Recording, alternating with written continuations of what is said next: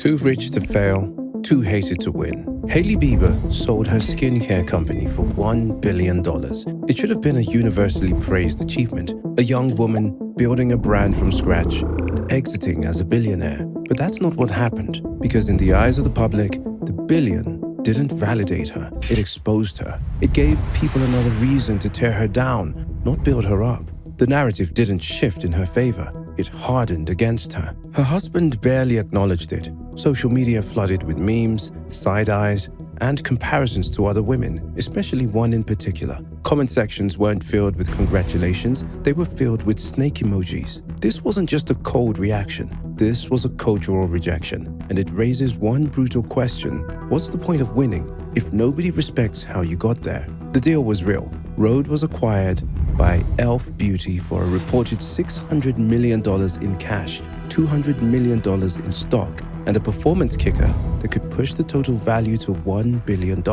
Hailey retained creative control and a leadership title. It was everything a founder could want except public support. While beauty insiders praised the brand's performance and scale, fans were watching a different story unfold. One where Hailey's husband, the most famous person in her orbit, didn't seem interested. No public statement, no celebratory post, no shared moment, just a photo dump on Instagram, a blurry carousel that looked more like a mood board than a message. No mention of the billion, no nod to the brand, no recognition of the milestone. It didn't look like a proud husband. It looked like a passive roommate. Fans immediately noticed the disconnect. She made $1 billion exit and he's acting like she launched a podcast. If Justin posted that about me, I'd hire a divorce attorney. In a relationship already criticized for being emotionally uneven, this felt like confirmation that even the biggest moment of her career couldn't make him look engaged. Days later, Hailey was once again linked to the one name she has never been able to escape: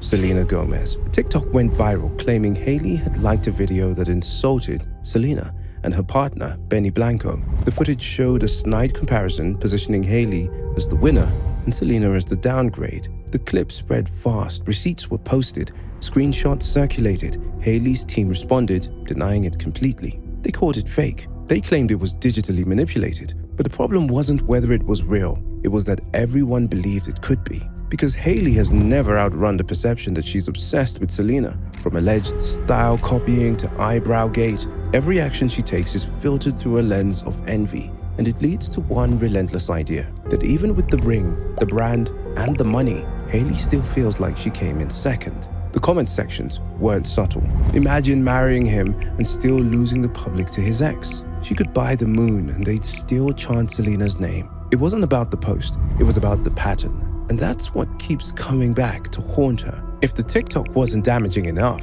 a new YouTube docuseries added fuel to the fire. A content creator released a 7-part video series titled The Truth About Hailey Bieber. It accused her of stalking Justin Bieber during his tours, faking her way into social circles, and leveraging family connections to orchestrate their eventual marriage. No formal sources, no verification, but it didn't matter. Clips from the series exploded on TikTok. Old red carpet footage resurfaced with new captions, new context, and the same conclusion. She manifested him like a predator, not a partner. This wasn't fate, it was obsession with a PR budget. And once again, Hailey stayed silent. No statement, no lawsuit, no counter video, because the more she denies, the more desperate she looks. And the more she ignores it, the more people assume it's true. That's the trap, and she's stuck in it. Then came the moment no publicist could spin. Rolling Loud, Miami. Justin Bieber makes a surprise appearance, and the crowd starts chanting, F Hailey Bieber. Loud, repetitive, public, and most importantly, documented. The clip racked up millions of views. Commentators called it cruel. Others called it overdue. But one thing everyone agreed on, it was personal. She wasn't even there, and they still wanted to humiliate her. This isn't backlash. This is a cultural vendetta. She's hated in a way that's way past rational. It was no longer just online drama. This was real-world rejection by actual people in real time, on her husband's stage. It all comes down to one narrative, that Hailey Bieber didn't earn any of this. She's the daughter of actor Stephen Baldwin. She married the most recognizable pop star on earth. She got her platform not through hustle, but inheritance. And that's where the term nepo wife comes in. Take away the last name and what's left? a failed model turned celebrity plus one. Even Rode, her biggest win, is viewed with suspicion. Critics don't believe it succeeded because of quality. They believe it succeeded because of her name, her circle, and the free PR she gets every time someone Googles Justin Bieber's wife. It's the paradox. Her brand only exists because of her connections, but because of that, it will never be respected. Behind the scenes, Hailey reportedly hired Cardi B's defamation lawyer, Lisa Moore, the same attorney who won a $4 million judgment against YouTuber Tasha K. The reason? She's allegedly preparing to sue creators who spread false claims, especially around the stalking narrative. In theory, this sounds strong. In practice, it sounds like desperation.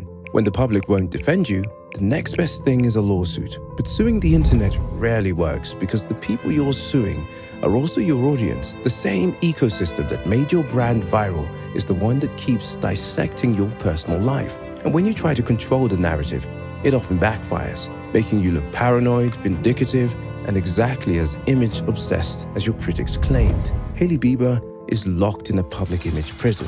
Say nothing, you're hiding. Say something, you're gaslighting. Fight back, you're unhinged. Every option comes with backlash. Every silence invites more noise because the truth doesn't matter anymore, only the version that people like best. And unfortunately for Hailey, that version isn't flattering. Hailey Biber is not going away. She's rich, she's powerful, she's legally protected, and she's still married to one of the biggest celebrities alive. But what she is permanently distrusted. She's the woman everyone loves to speculate about, but never root for. The brand everyone tries once, but rarely stays loyal to.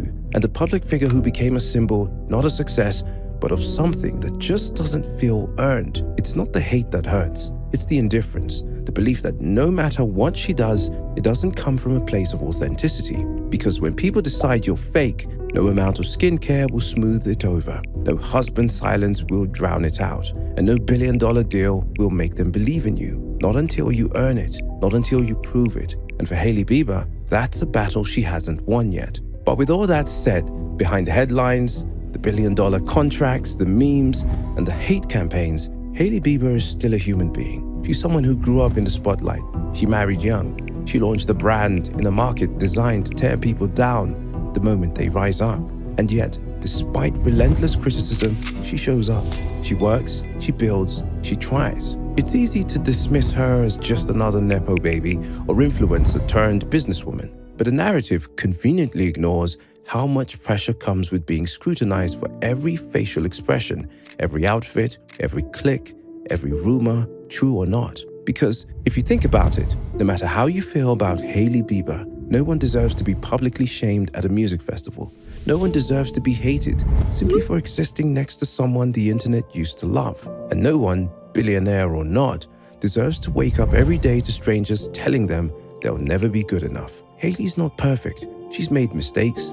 She said things and done things that didn't help her case, but so was everyone else. At the end of the day, Hailey Biber isn't a villain. She's just a young woman trying to make her own way in a world that decided long ago they didn't like her and have been looking for reasons to keep it that way ever since. Maybe it's time to stop treating people like characters in a drama we're entitled to direct and start remembering that no matter how rich or famous they are, they're still human. And humans, all of them, deserve a chance to be understood. And yes, even liked, even respected. All right, that's it. You made it to the end. Congrats. You officially have great taste in content. Smash that like button like it owes you money. Subscribe so I can keep pretending this is my full-time job, and ring the bell or I'll cry.